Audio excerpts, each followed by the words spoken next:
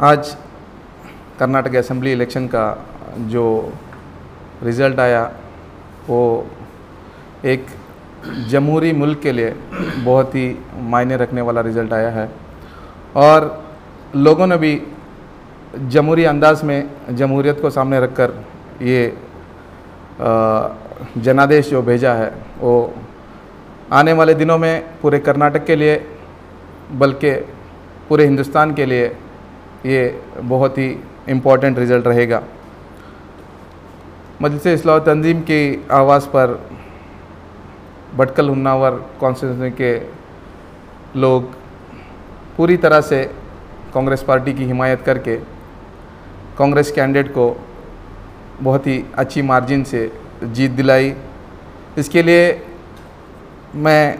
मजलिस-ए इस्लाह तंजीम की तरफ से हमारे सभी सिटीज़न्स को शुक्रिया अदा करने के लिए अदा करता हूं और इसी के साथ ही हम जिस कैंडिडेट को जिता कर लाए हैं और जो उम्मीद के साथ जिस बदलाव को आवाम ने किया है, हम हमारे कैंडिडेट से भी यही उम्मीद रखते हैं कि यहाँ पर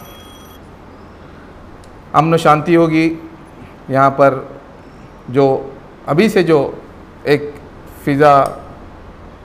एक माहौल बन रहा है,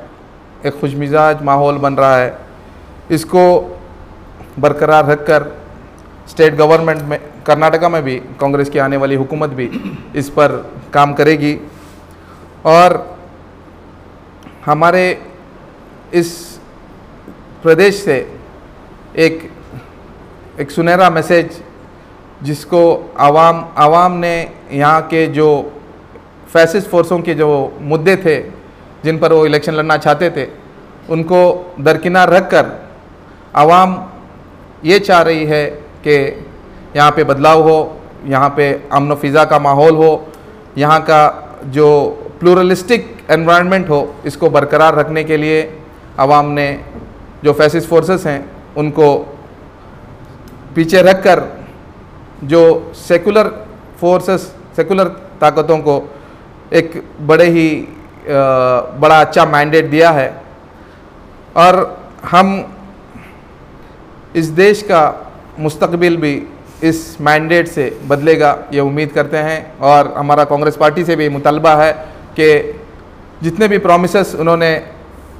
इलेक्शन में जाते हुए उनके मैनिफेस्टो में जितने भी प्रॉमिसेस रखे हुए हैं उनको जल्द से जल्द लागू करके गरीब आवाम और यहाँ की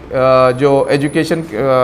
यंग तबकात के लिए जितने भी अच्छे प्रॉमिसेस किए गए हैं उनको फुलफिल करेंगे।